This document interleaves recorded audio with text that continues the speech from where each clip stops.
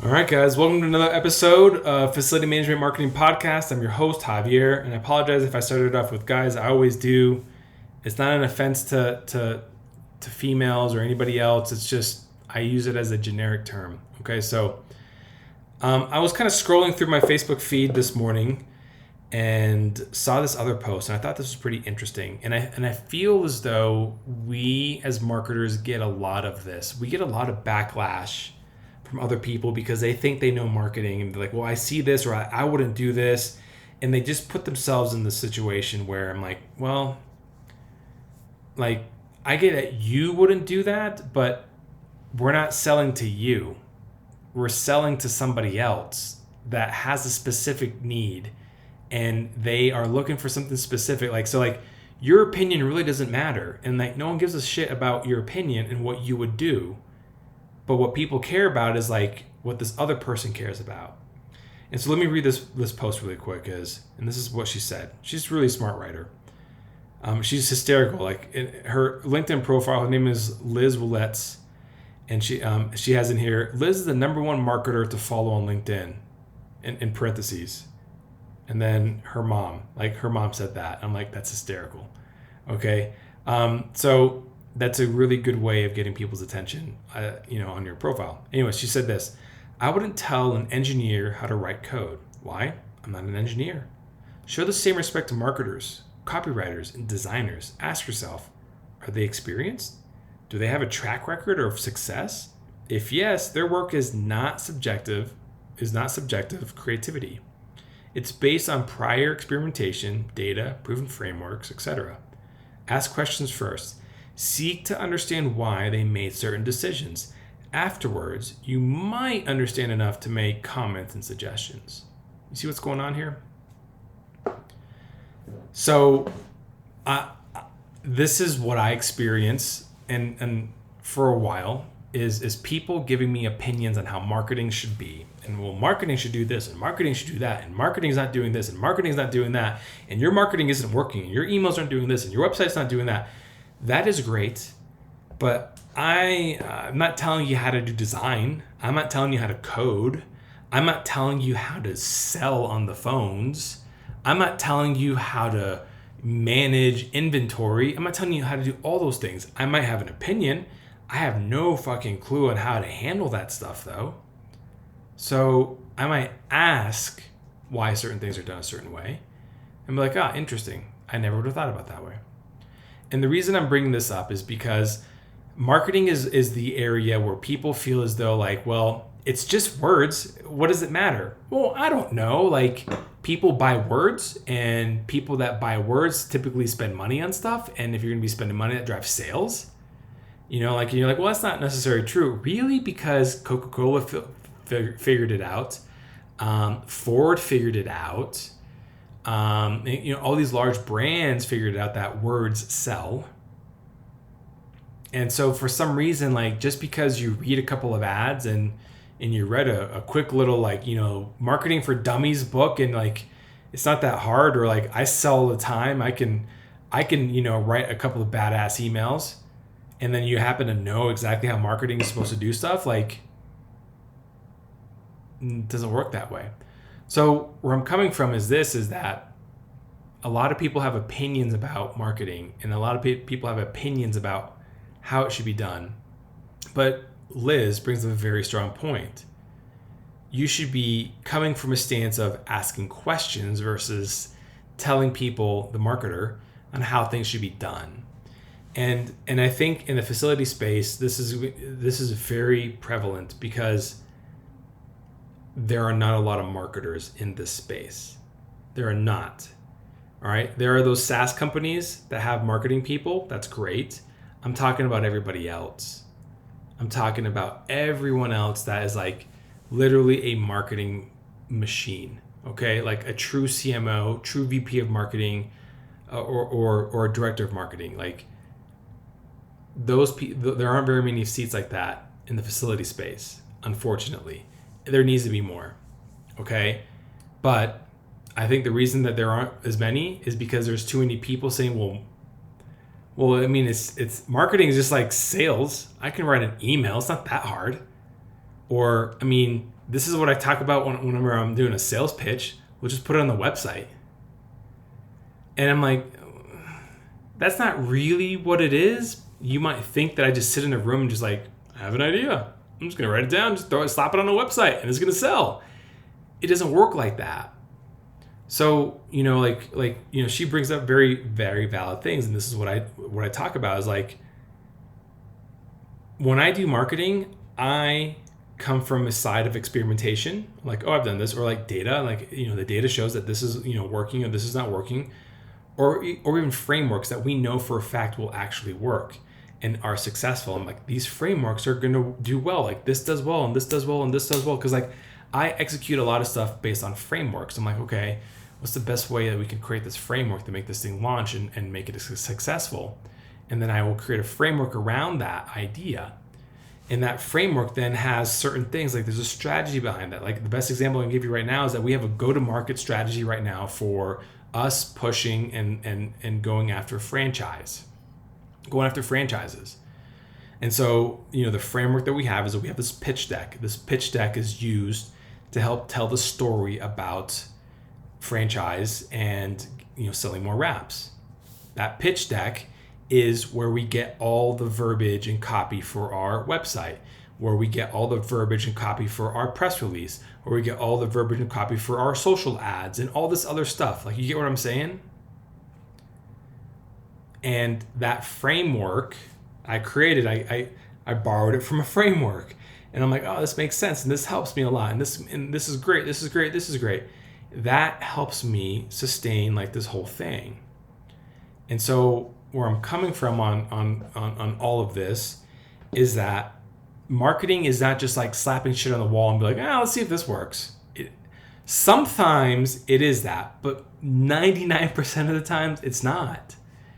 It's like, okay, we did this, the intent was this is what the call to action was, and this is the results. This is not bad, but how do we improve on this? Or we did this, the intent was this, we ended up getting this. How the hell did that happen? And how do we recreate that again? You see what I'm saying? Or the intent is this, we want to sell this, the story that we want to tell is this. We need to really just like hammer this problem so that people feel like their life is falling apart because of this problem. And then we need to sell them a solution. And the solution is this. These are frameworks that I'm talking about. And that's how marketing typically works, is it's their frameworks. It's just formulaic kind of stuff. And a lot of people just think they're like, you just sit in a think tank and you just throw out some ideas and see if it works. Or you just slap an email together and it just goes out. I'm like, no, it doesn't work like that. Like whenever I write new email copy, I sit down and I think about, okay, who am I writing to? What am I trying to tell them? What's the goal of this series of emails? Okay. And what do we want to drive them to? And what are we trying to sell?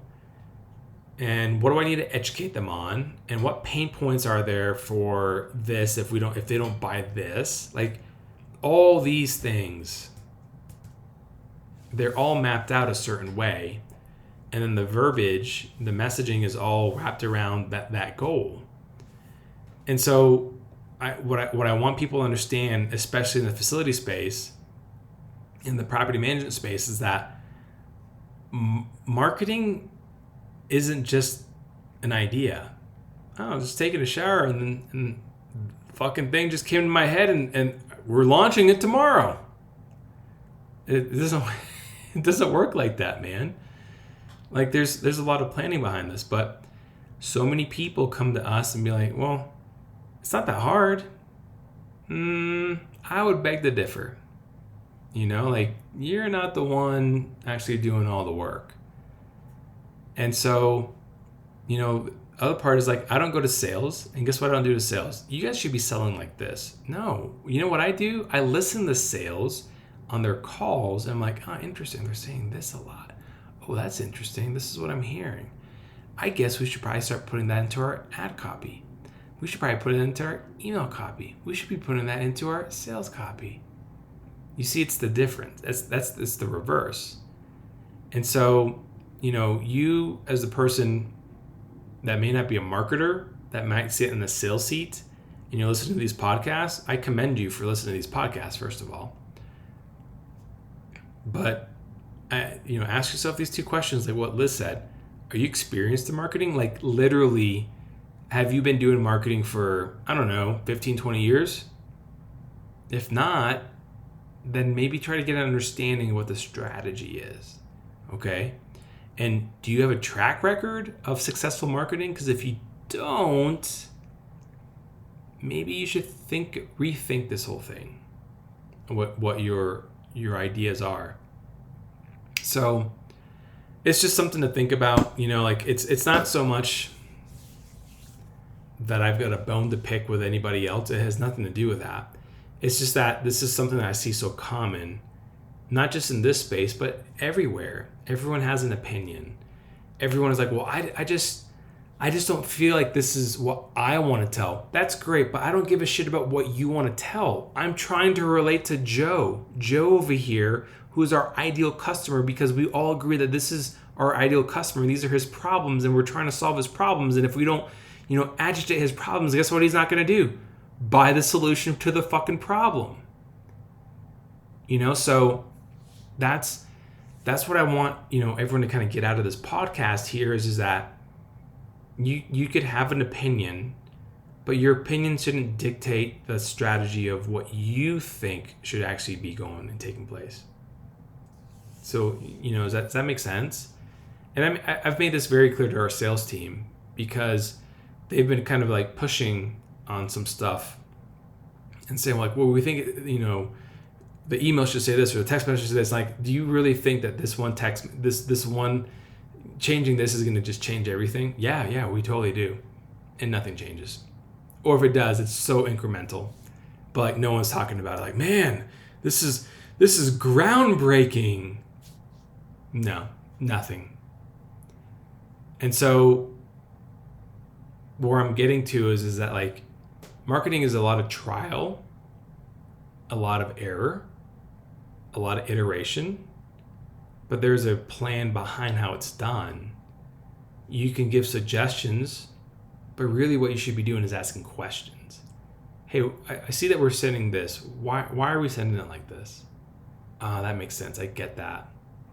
Yeah, I guess I never would have thought about it that way. Yeah, that makes sense. Yeah, that's interesting. Like, me as a consumer, I never would do that. That's great, but I'm not selling to you. Yeah, I guess that's a good point. We're selling to Joe, and we all agree that Joe is this person.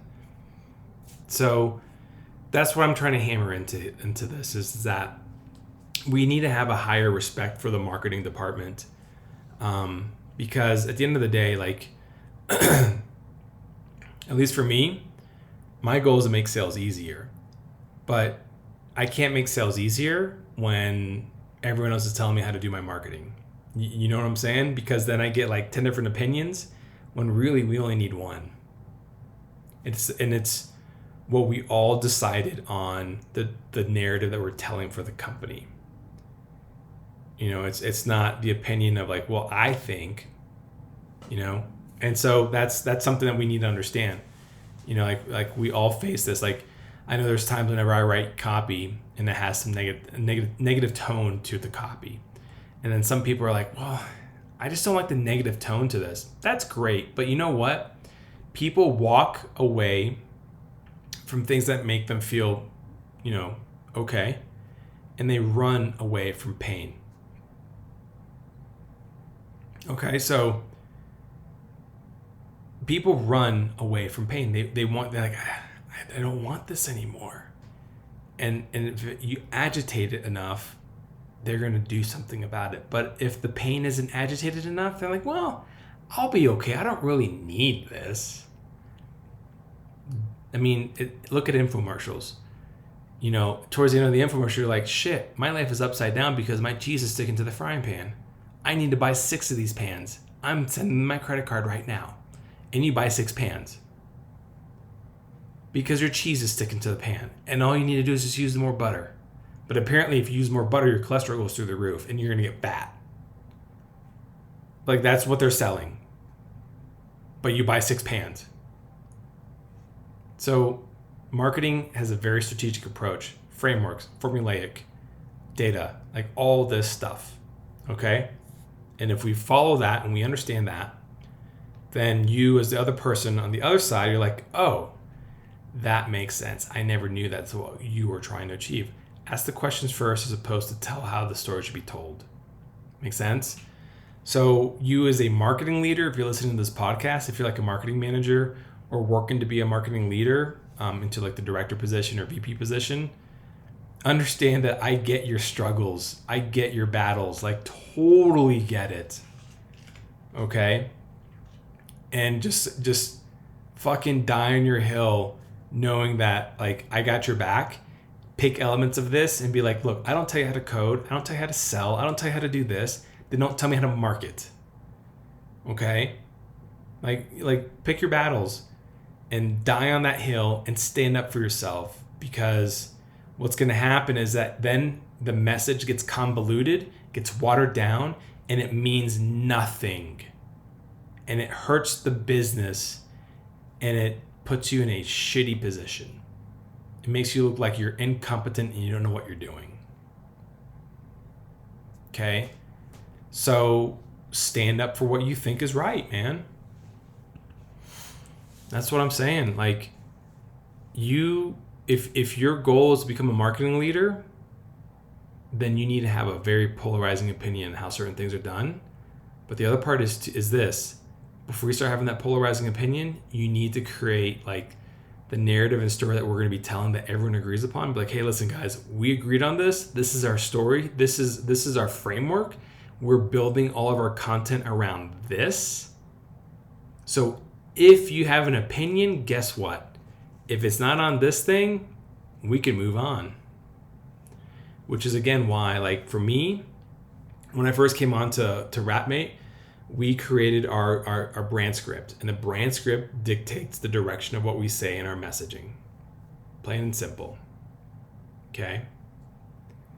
And then so now whenever we come out with a new product, we create a pitch deck. And that pitch deck dictates the messaging that we're going to say for that new product, so that we have a go-to-market launch correctly, so that it's not all this different verbiage. You know what I'm saying? So when we do that, everyone's on the same page. Like, hey, this is what we're going to be saying on this, and it's exciting, and it should be exciting. Okay, so hope this was good. Hope you guys enjoyed this. If you have any questions, let me know. Always, you can connect with me on LinkedIn. I'd love to hear from you. If you love these podcasts, great. Share this podcast with other people. That would be awesome. That would help us grow this audience a lot more. And just let people know that we're trying to help the facility and property management industry. Like, we're trying to get this industry to get more known.